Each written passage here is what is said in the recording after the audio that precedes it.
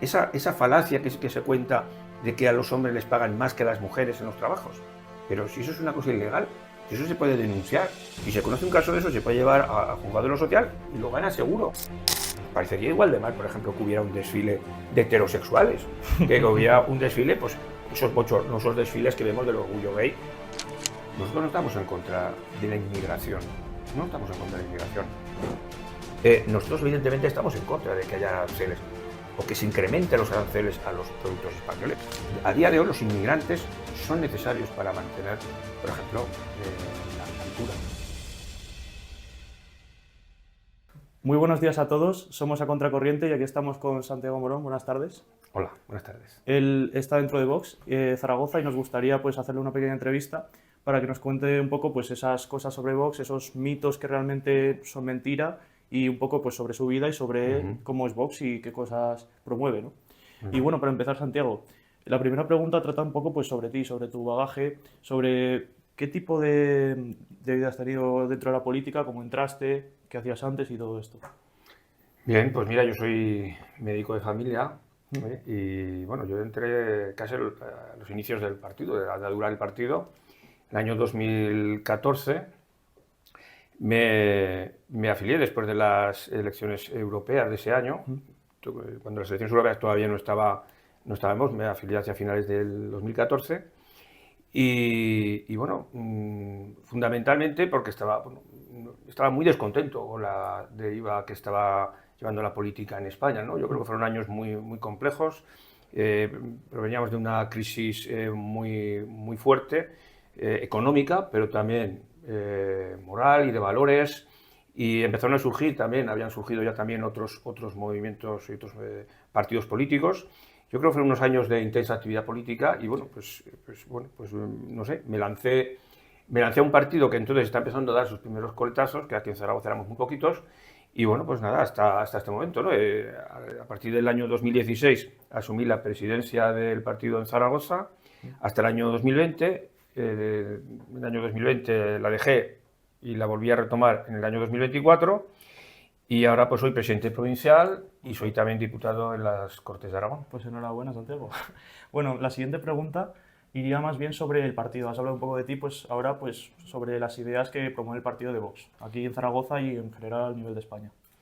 Sí, yo creo que la principal característica que podría definir a Vox es un partido patriota. Además ahora estamos en el grupo de patriotas europeos, pero realmente es lo que define este proyecto, ¿no? Es un proyecto que, a diferencia de otros proyectos y de algún experimento fracasado como fue Ciudadanos, especialmente en su primera etapa en Cataluña, pues lo que quiere es defender la identidad y las tradiciones y la cultura y los modos de vida de España, de los españoles, ¿no? Y hacer una defensa de cuestiones tan fundamentales como es la defensa de la vida, la defensa de la libertad, la defensa de la igualdad de todos los españoles y una serie de valores que se han visto claramente mermados en España y atacados fundamentalmente por la cuestión de la inmigración ilegal, pero anteriormente y desde hace ya muchos años por el Estado autonómico. El Estado autonómico ha sido un fracaso social muy importante en España, que ha provocado no solamente un problema en las cuentas públicas, es decir, es insostenible económicamente, desde luego, pero además lo que ha provocado es una fractura social, una fractura entre comunidades autónomas, de tal manera que ahora parece que, más que vernos como hermanos españoles, por decirlo de alguna forma, pues vemos como rivales, ¿no? Y siempre estamos poniendo pues el ejemplo de tal comunidad autónoma, estos tienen esta cosa, estos tienen otra, estos quieren agua, yo no se la doy. Es decir, al final se ha creado una disputa que yo creo que no iba a ninguna parte. Entonces yo creo que esa defensa de esos valores fundamentales, esa defensa de lo que es la patria, lo que significa defender la patria, y luego también pues una defensa de ese modelo nacional y esa cultura que tiene sus raíces en Roma, en Grecia. Sí, bueno, pues yo creo que eso es un poco lo que definiría este proyecto político, aparte de ser un proyecto que también está ahora en estos momentos muy arraigado también en la defensa de lo que es la clase trabajadora, ¿no? Relacionado con esto anterior, antes supuestamente, hace años, la clase trabajadora era abarcada por el PSOE, ¿no? Digamos. Entonces, concordando con la siguiente pregunta, ¿tú personalmente crees que la izquierda lo está haciendo bien? La izquierda lo está haciendo rematadamente mal.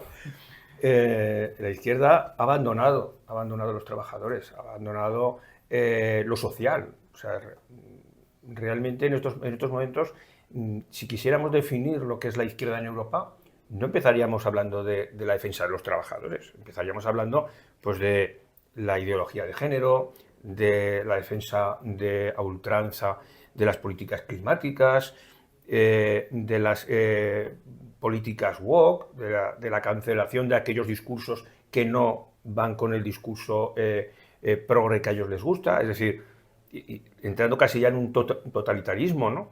Es decir, evidentemente eso es lo que define hoy en día la izquierda, es decir, la izquierda hoy en día está girando, digamos, hacia ese globalismo, y también parte de la derecha, pero sobre todo la izquierda se ha entregado en brazos de ese globalismo y bueno, claro, pues en el otro lado no es que quede la derecha, es que quedan los patriotas, quedan aquellos que en contraposición con ese globalismo lo que quieren defender es un modelo nacional, un modelo de patria, de defensa de los intereses nacionales, de defensa de los españoles, ¿no? Y Santiago, en relación con lo anterior que acabas de comentar, teniendo todo esto en cuenta, todas estas cosas que están sucediendo, ¿por qué crees que tanta gente vota a la izquierda aún con todas las cosas que están sucediendo? Bueno, yo creo que hay dos cosas que se pueden comentar. En primer lugar, es el control casi completo que tiene la izquierda de los medios de comunicación. Eso en primer lugar, ¿no? Con lo cual, a determinados estratos sociales es casi imposible llegar. Bueno, más que sociales, casi diría de edad, ¿no? Sí, los jóvenes, pues, llegáis con facilidad, por ejemplo, tenéis acceso a las redes sociales, Sí. pero la gente mayor no. Entonces, la gente mayor simplemente se nutre informativamente de lo que ven fundamentalmente en televisión española o en Antena 3, Telecinco, es decir, claro, entonces la información que les llega pues es muy sesgada, es muy sesgada. Pero luego también hay otra razón, y es el hecho de que la gente puede tener su ideología, puede tener sus formas de pensar, pero al final luego a la hora de votar no vota un proyecto, en general vota al opuesto, es decir, no vota para que gane, por ejemplo, el Partido Socialista, vota para que no gane la ultraderecha, como dicen ellos, ¿no? Ostras, me parece muy interesante. Entonces el voto está definido así, o sea, en el voto la gente desconoce generalmente los programas de los partidos políticos. Casi se preocupan más en saber qué es lo que opina el contrario, para votar en contra del contrario. Eso no me gusta, entonces votan en contra de ese, o sea, votan al partido que es la antítesis, ¿no? Por decirlo de alguna forma. Entonces, claro, y luego también hay otro detalle que es curioso, y es que cuando muchas veces nuestras propuestas, sin ponerles el logo de Vox, se les han expuesto, se les han informado a la gente, ¿y qué le parece a ustedes esta medida y tal? Pues a la gente le parecía muy bien, y pensaban que incluso era de algún partido de izquierdas, de Podemos, de Partido Socialista y tal, y luego se han quedado sorprendidos cuando han dicho, no, esto lo está proponiendo Vox. No me lo creo.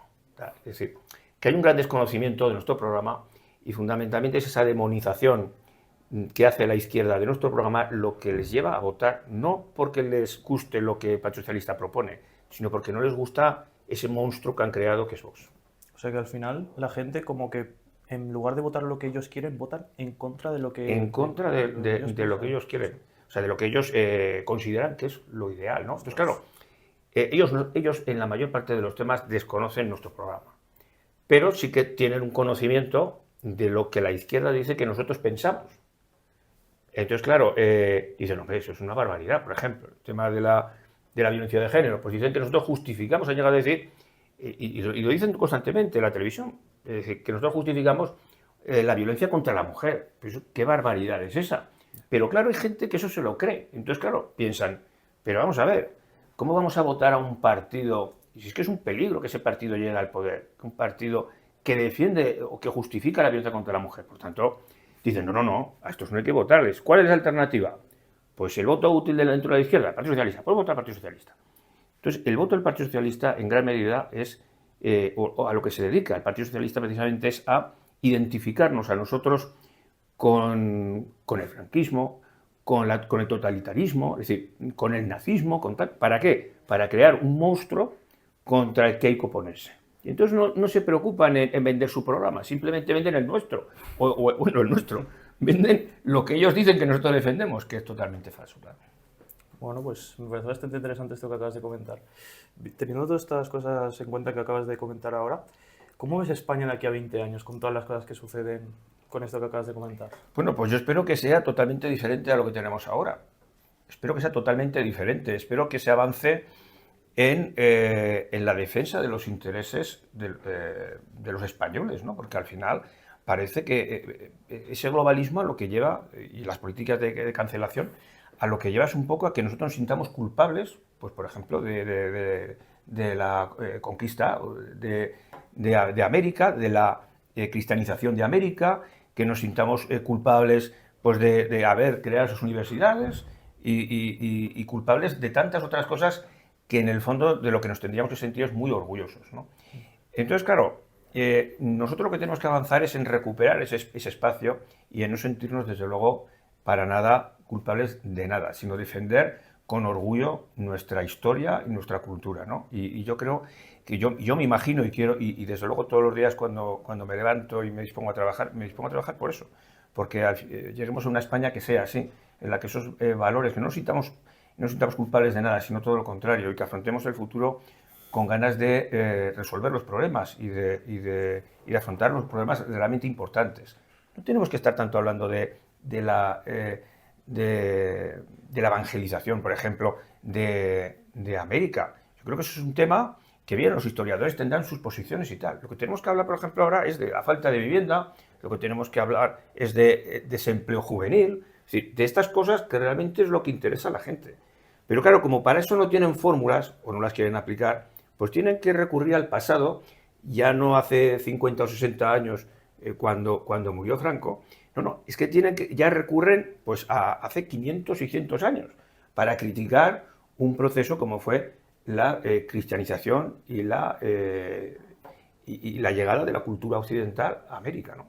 Como acabas de comentar ahora también, se meten un poco como con el pasado de España. A la hora de, por ejemplo, hablar de Franco, ¿por qué relacionan a vos con Franco y con el fascismo?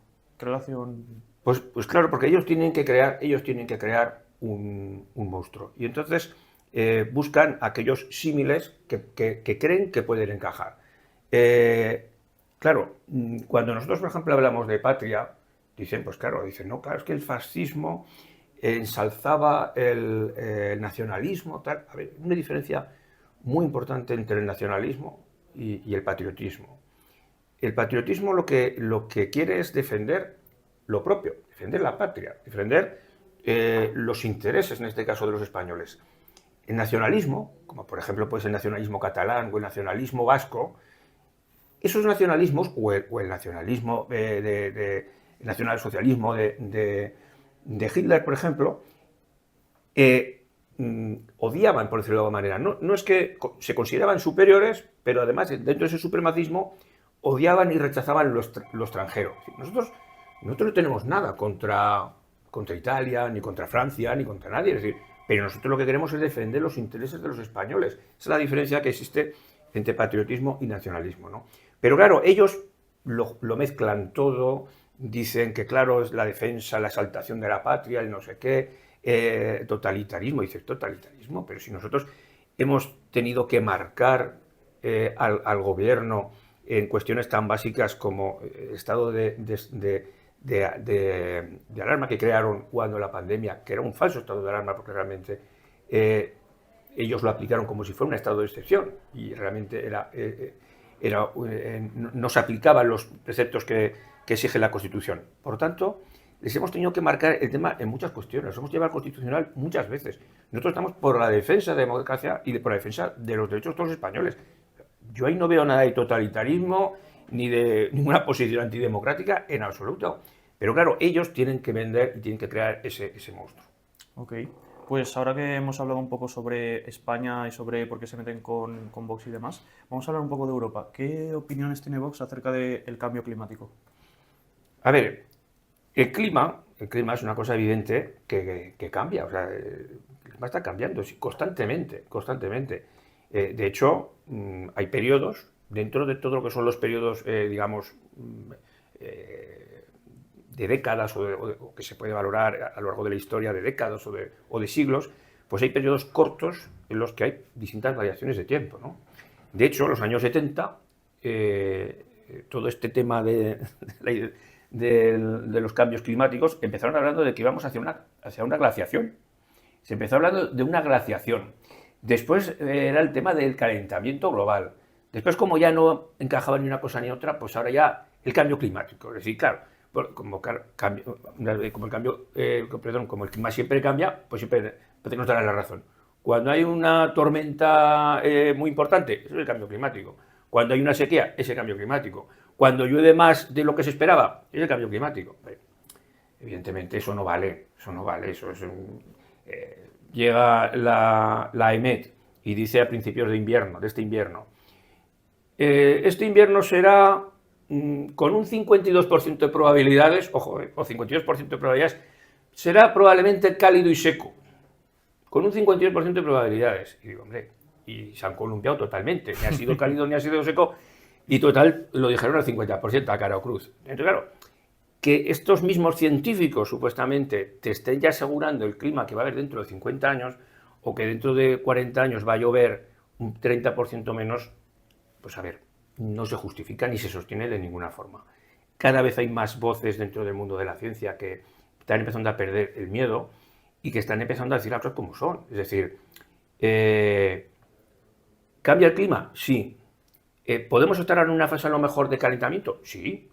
Pero tenemos, ¿qué es lo que nosotros no estamos de acuerdo? Nosotros no estamos de acuerdo en dos cosas. Primero, en la importancia que se le da a la labor, o sea, a la acción del hombre en ese cambio climático. Y ahí sí que hay muchos estudios científicos que lo ponen en tela de juicio. Y en segundo lugar, no estando claro eso, ¿cómo puede ser que se justifiquen estas políticas que están llevando, por ejemplo, en el caso de Europa, a la ruina al sector primario en base a ese cambio climático? Entonces, nosotros estamos en contra de eso. Es decir, nosotros negamos que el clima cambia, ¿qué tal? Pues ¿cómo vamos a negar eso? Si es que, evidentemente, sabemos que ha habido glaciaciones, que ha habido épocas de calentamiento, si eso lo sabemos. El papel que desempeña el hombre, eso no está establecido todavía y hay que seguir estudiando para conocerlo. Y claro, y que se justifiquen las barbaridades que se justifican en base a eso, pues evidentemente no estamos de acuerdo para nada. Justamente me has adelantado un tema del que te iba a preguntar ahora y era has mencionado un poco pues todo esto del clima y demás. Te iba a preguntar sobre qué opinas sobre la Unión Europea y sus decisiones y también sobre la Agenda 2030. ¿Por qué todas estas cosas?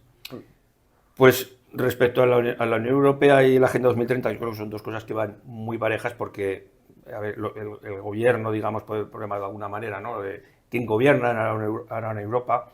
Bueno, quien gobierna Europa realmente no lo sabemos muy bien, ¿vale? No lo sabemos muy bien. Sabemos quiénes están al frente del gobierno, de la Comisión Europea, ¿no? Pues Ursula von der Leyen y todo su séquito, ¿no? Y fundamentalmente apoyado Partido Popular Europeo y Partido Socialista, fundamentalmente. Claro, pero quién gobierna no se sabe muy bien, porque claro, eso de la Unión Europea, dicho por gente que ha trabajado allí en las instalaciones de la Comisión Europea, pues bueno, lo normal es que entran distintas personas de distintas empresas, de lobbies, de determinados lobbies, y van a hablar pues, con este europarlamentario, con este otro, con tal, con cual. Ha habido casos, se han descubierto casos, el Qatargate, es decir, se han descubierto casos de posibles sobornos de europarlamentarios para sacar adelante una serie de medidas y tal. Es decir, que al final, ¿quién gobierna en la Unión Europea? Es difícil de saber, porque al final, desde luego, no se respeta la soberanía de los estados, que es lo que nosotros querríamos. Lo que querríamos era que en vez de crear ese monstruo administrativo de más de 40.000 funcionarios en la Comisión Europea, lo que tendría que haber es unos acuerdos comerciales y unos acuerdos a lo mejor también políticos o de seguridad, pero siempre y cuando fuera un fruto de un debate entre los estados soberanos para ver en qué se pueden poner de acuerdo y en qué podemos avanzar. Nosotros no creemos en una federalización de Europa, en absoluto. ni creo que sea buena, ni creo que además los ciudadanos europeos quieran eso.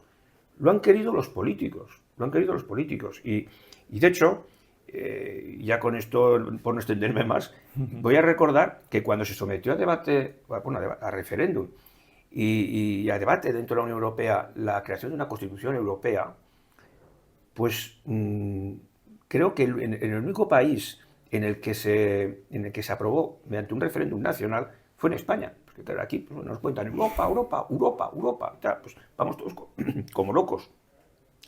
Pero la mayor parte de los países o no se sometió a referéndum, o se perdió, o se llevó exclusivamente a los parlamentos. Es decir, y al final se abandonó el proyecto porque se vio que no había un interés por parte de la ciudadanía europea en avanzar más en esa integración política como si fuera un Estado federal. No existe esa idea, ni lo quieren los europeos. Entonces, ¿por qué tenemos que avanzar en contra del deseo de los ciudadanos? Lo que hay que hacer es defender los derechos y los intereses de cada país, que es lo que nosotros defendemos, es decir, una Europa de estados soberanos que avancen en aquellos acuerdos que pueden beneficiar al bienestar de los ciudadanos.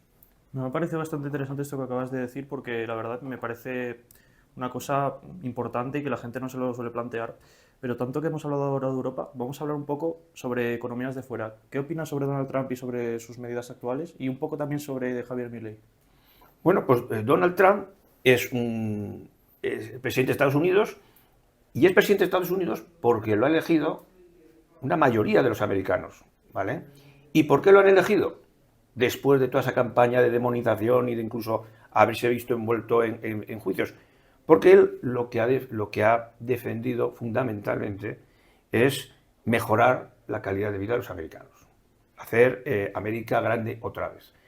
Y ese mensaje lo han comprado. Pero no lo han comprado porque les haya sorbido el seso, ni porque los americanos de la España, digo, de la América profunda sean tontos y tal. No, no, no. Porque ellos mismos están viendo la realidad. Porque ellos mismos, muchos de esos americanos, se han quedado sin empleo. Porque se han deslocalizado las empresas en las que trabajaban. Y muchos americanos ven que su calidad de vida se está disminuyendo. Y que están viendo cómo las ciudades se están llenando de jóvenes drogados por el fentanilo y tal, porque allí realmente es un problema gravísimo, ¿no? Entonces, claro, la gente ha visto eso y ha dicho, esto no lo queremos. Esto es fruto de ese globalismo y de esa deslocalización promovida por esas élites mundiales que lo que buscan es producir en los países con mano de obra barata y deslocalizar para enriquecer a grandes compañías y a grandes magnates, ¿no? Que son los que están gobernando realmente o quieren gobernar el mundo. Entonces, claro, Trump ha roto con eso y entonces, claro, pues evidentemente son enemigos muy poderosos y le siguen haciendo la guerra. Y claro, y en Europa, como esta clase política ha comprado ese discurso de entreguismo a todos esos magnates y a todos esos lobbies, pues evidentemente que rabian porque ve que aquí puede ocurrir lo mismo y que se les puede mandar a su casa. Entonces, evidentemente, allá hay una pelea importante. En cuanto a las medidas, por ejemplo, que ha adoptado con los aranceles y tal, yo creo que lo hemos dicho, y Santiago Abascal últimamente lo ha expresado con mucha claridad. Nosotros, evidentemente, estamos en contra de que haya aranceles o que se incrementen los aranceles a los productos españoles, pero bueno, lo que tiene que hacer el gobierno de España es negociar. Es que los aranceles forman parte de una negociación, de una negociación que se puede realizar a nivel de Estado o a nivel de Unión Europea, pero claro, es que aquí, en vez de negociar, además con la primera potencia mundial, pues nos estamos dedicando a insultar al presidente, al vicepresidente y a toda la clase política americana y a todo un país. Es una falta de respeto que raya lo absurdo, porque, hombre, por favor, es decir, hay que ir con un poquito más de humildad. Y estos expertos en geopolítica, pues luego parece que pierden todos esos conocimientos, ¿no? Porque enfrentarse de esa forma a la primera potencia mundial, pues no parece lo más razonable, ¿no? Por lo tanto, aquí lo que tiene que haber es un esfuerzo de la clase política europea, no por insultar a Donald Trump, sino lo que tienen que hacer es negociar con él para conseguir unas buenas condiciones, como probablemente conseguirá Italia, que conseguirá unas condiciones comerciales muchísimo mejores que las que podemos tener en España, ¿no? Sin duda. Y en cuanto a Milei, pues Milei yo creo que ha aplicado una de las medidas que nosotros siempre hemos defendido, que es la de suprimir gasto político innecesario, aplicar la motosierra y reducir esos costes, ¿no? Es decir, en estos momentos nuestro estado del bienestar está en grave peligro porque de una forma continua y bueno, desde que está Sánchez en más de 500.000 millones de euros, se está incrementando la deuda pública para mantener un poquito el estado de bienestar, pero los servicios sociales cada vez son peores, cada vez hay más necesidades y la deuda pública sigue en aumento, sigue en aumento, sigue en aumento. Teóricamente, Sánchez dice que la economía va como un tiro y que estamos creciendo un montón. Pues no quiero pensar lo que va a ocurrir cuando entremos en recesión o cuando entremos en crisis. Porque si ahora nos estamos endeudando porque no nos llega el dinero, pues ¿qué va a pasar cuando tengamos problemas para generar riqueza? Pues entonces nos tendremos que endeudar mucho más. Entonces, evidentemente hay que dar una vuelta a todo esto y medidas como las de Javier Milei son necesarias ya en España y en Europa. Justamente, esto que acabas de responderme, la verdad que tiene bastante que ver con una pregunta que yo te iba a hacer, pero bueno, yo creo que ya no es necesario porque con esto ya nos ha quedado bastante claro. Ahora te voy a hacer una pregunta un poco controversial sobre el partido. ¿Tú crees que Vox está en crisis? No, yo creo que no. Yo creo que lo que quieren hacer creer realmente desde esa clase política que está viendo peligrar realmente sus puestos es que estamos en una crisis. De hecho, cuando surge cualquier problema con un concejal en un pueblecito, aunque sea pequeño, pues evidentemente eso es un problema mayúsculo, ¿no? Es decir, el concejal de tal se ha pasado al grupo no adscritos tal, y entonces eso es una cosa gravísima. Eso está ocurriendo todos los días, a todas horas, en España y ocurre con todos los partidos políticos. Y a ver, y eso es normal es una cosa que ocurre en democracia. Hay personas que vienen, que van, es decir, y es una cosa normal. Yo creo que no hay que rasgarse las vestiduras porque un concejal de Vox o un diputado abandone la disciplina del partido. Evidentemente, no todo le gustará a todo el mundo. Evidentemente, si no, pues mira, ya estaríamos gobernando. Luego, yo creo que todas estas noticias que muchas veces se lanzan es para enmarañar y para crear esa creencia de que el partido está en crisis, cosa que desde luego nosotros no lo vemos. No lo vemos en la calle, cuando vemos que cada vez tenemos más apoyo popular, cuando vemos que incluso a personas no tan conocidas como puede ser Santiago Abascal, como pueda ser yo mismo, por ejemplo, pues la gente pues cada vez te saluda más, te reconocen y te agradecen el trabajo que estás haciendo, pues claro, es decir, yo creo que eso no nos pasaba hace unos años. Por lo tanto, ya vemos que hay un apoyo popular mucho mayor. Pero luego además incluso las encuestas, aquellas encuestas que no quieren decir públicamente, pero que se hacen, pues esas encuestas no nos dan una pérdida de confianza popular, todo lo contrario, nos están dando un crecimiento. Claro, todo eso se oculta, todo eso se intenta enmarañar, todo eso se intenta porque, claro, algo tienen que hacer para parar, yo creo que este vendaval que supone Vox, porque hay que recordar que Vox se crea en el año 2014, en este 2025 son 11 años de partido, y en 11 años, pues prácticamente hemos conseguido entrar en poder conformar, aunque luego por culpa del no cumplimiento del Partido Popular de los acuerdos de gobierno, hemos estado gobernando también en varias comunidades autónomas y condicionando otras y con posibilidades de que si al final pudiera haber un entendimiento con el Partido Popular, en unas elecciones generales pudiéramos acceder al gobierno de España. Por tanto, nada de crisis, al contrario. Evidentemente puede haber personas que pues, no compartan algunas ideas, eso es humano, evidentemente, pero bueno, de que haya casos individuales y que se les haya dado mucha pompa a que el partido esté en crisis, no tiene nada que ver. ¿Por qué hay tantos jóvenes que les gusta Vox? Relacionado con lo de antes del PSOE, que había mucha gente que le gustaba el PSOE. ¿Por qué hay tantos jóvenes que les gusta el partido? Bueno, yo creo que es fundamentalmente porque los jóvenes no están contaminados con toda esa estrategia mediática de la izquierda Y cuando, por ejemplo, pues les hablan del franquismo, de tal, de cual, la idea que evidentemente ninguno de los jóvenes han vivido el franquismo. La mayor parte de los que hablan del franquismo tampoco lo han vivido. O sea, son gente que ya es de siguiente generación, pero bueno. Y de alguna manera, pues yo creo que hacen esa reflexión, como diciendo, pero ¿por qué estamos hablando de hace 60, 70 años? Y yo lo que quiero es desarrollarme, de poder estudiar, poder encontrar un puesto de trabajo que se me remunere de una forma justa y poder acceder, pues como han accedido mis padres, a poder comprar un piso, a poder independizarme, poderme, si quiero, pues casarme, tener hijos. Pero claro, es que esas cosas que para las generaciones anteriores han sido cosas pues habituales, normales, pues ahora para los jóvenes cada vez es más complicado, cada vez más complicado. Entonces, yo creo que los jóvenes se hacen esa reflexión. Y luego también, en los últimos años, a nivel de las escuelas, todo el sistema educativo ha ido muy dirigido a inculcar y a adoctrinar en una serie de principios, una serie de cosas sobre las cuales yo creo que al final muchos jóvenes se han rebelado. Han dicho, estamos hartos ya de estas historias, ¿no? Yo creo que un ejemplo claro son las políticas de género, ¿no? Es decir, que al final, pues parece que por ser varón ya eres casi un violador. Entonces, claro, yo creo que eso llega un momento en que cansa a la gente ya. Y dicen, bueno, ya está bien, ¿no? Entonces, ese mayor acceso a las redes sociales, esa mayor libertad de pensamiento, que no viene tan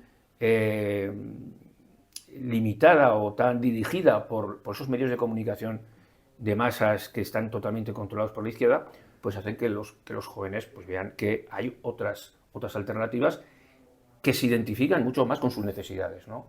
Y por eso yo creo que los jóvenes están un poco más, y hay un crecimiento y una esperanza dentro de este proyecto. Ahora que hemos abordado el tema de los jóvenes, vamos a hacer lo contrario. ¿Qué plantea Vox frente a las pensiones? Pues a ver, por más que están intentando camuflar el fracaso del sistema de pensiones, lo que está claro es que cada vez más prestaciones de lo que correspondía a la seguridad social, cada vez más prestaciones son, digamos, pagadas o son subvencionadas o son gestionadas a través de nuestros impuestos. Es decir, que el sistema de pensiones ya no da para atender las prestaciones que antes que cubre la seguridad social. Y te tiene que cubrir ese déficit con nuestros impuestos, con impuestos. A ver, aquí hay una cuestión muy sencilla. Es decir, todas las personas después de una vida de trabajo tienen derecho a una pensión. Y una pensión justa para que puedan afrontar esa última etapa de su vida en la cual, pues, de una forma merecida, van a poder disfrutar de esa prestación. Pero claro, el dinero tenemos que sacarlo de algún sitio. ¿Y de dónde lo tenemos que sacar? Pues nosotros decimos que autonomías. Autonomías o pensiones. Así de sencillo. Las autonomías, por distintos estudios que han hecho varios organismos financieros y económicos, han dicho que suponen un sobrecoste para el Estado de más de 60.000 millones de euros anuales. 60.000 millones de euros.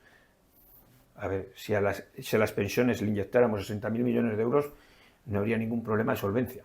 Es decir, hay muchas cosas en este país que se podrían mejorar si el dinero se destinara a lo que se tiene que destinar.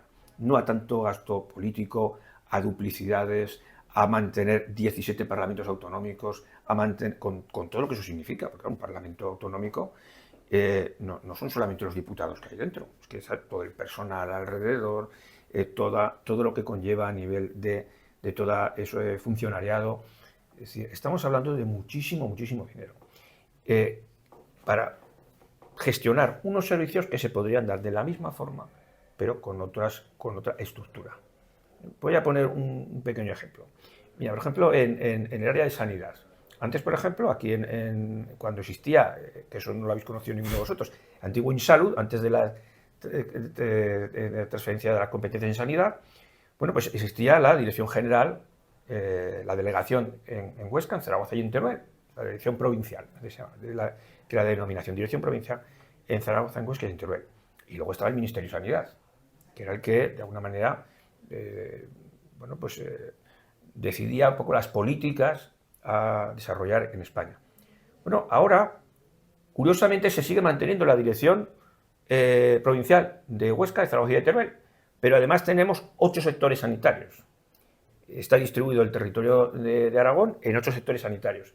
Y cada sector sanitario tiene una estructura y tiene un gerente de atención primaria, un gerente de atención especializada, con todo su funcionariado y con toda su estructura. Entonces, claro, ¿qué hemos ganado? Porque la asistencia sigue siendo la misma. De hecho, aquí en Aragón, en concreto, pocos hospitales más se han hecho en los últimos 40 años. No sé, en otras comunidades autónomas sí que se han hecho. En Madrid se han hecho muchos. Incluso en Extremadura se han hecho muchos hospitales. Pero aquí, por ejemplo, en Aragón, ¿qué hospitales se han hecho en estos últimos 40 años? A mí no me viene a la cabeza ninguno. Ahora se inaugurarán, se espera que se inauguren el año que viene, probablemente el de Teruel y el de Alcañiz, pero es que no ha habido otros nuevos hospitales. Seguimos aquí en Zaragoza, por ejemplo, con el Hospital Miguel Servet, el Clínico y el Roy Villanova, y el Hospital Provincial, y no hay más. Y en Huesca, el Hospital San Jorge y el Hospital de Barbastro. Y en Teruel, pues lo que hemos comentado, ya 2 hospitales que se callan de viejos y que ahora se van a cambiar por otros 2 hospitales nuevos después de 40 años. Creo que, yo creo que este Estado autonómico, Aragón, en este caso concreto, por ejemplo, a la sanidad, pues tampoco le ha reportado tantos bienes como a veces nos quieren hacer vender, ¿no? Pues se me ha hecho bastante interesante escuchar tu opinión acerca de esto, porque ya que tienes la experiencia de que has estado dentro de la medicina y demás, te iba a preguntar ahora sobre otro tema, que es bastante controversial también. ¿Qué opina Vox acerca de los inmigrantes ilegales? ¿Es posible que haya partes de la economía española que se sostengan por los inmigrantes? Sí, por supuesto. O sea, vamos a ver, nosotros no estamos en contra de la inmigración. No estamos en contra de la inmigración. A día de hoy los inmigrantes son necesarios para mantener, por ejemplo, la agricultura, en algunas zonas de España, por lo menos. Es decir, pero claro, nosotros no estamos en contra. Nosotros lo que estamos en contra es de que se haga una entrada descontrolada. Porque una entrada descontrolada tiene muchos peligros. El peligro más inmediato y que más hemos denunciado, desde luego, es el peligro de la inseguridad. Porque no sabemos quiénes entran. No sabemos quiénes entran. Hasta el propio Ministerio de Interior ha reconocido que a través de estas vías de entrada de la inmigración ilegal entran elementos yihadistas, luego es una amenaza para la seguridad nacional. Eso lo ha reconocido el propio Ministerio de Interior. Entonces, pero luego también tiene otras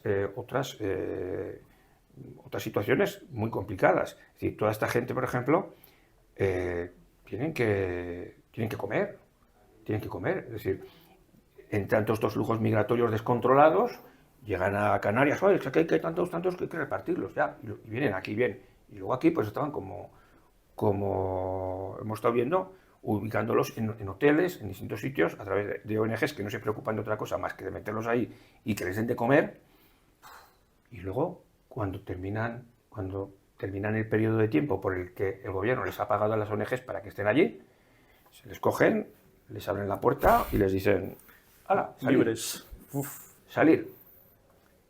Personas que no conocen, en muchos casos no conocen el español, personas que no tienen información, personas que no tienen probablemente vivienda. Bueno, y luego nos extrañamos de que haya un aumento de la delincuencia. Claro. Pues hombre, pues evidentemente, luego dicen, no, es que no hay una correlación. Pues claro que hay una correlación entre la inmigración ilegal y la inseguridad en nuestras calles. Y lo podemos ver, porque entre otras cosas, en aquellas ciudades en las cuales hay un mayor número de inmigrantes ilegales, pues ha aumentado mucho la criminalidad.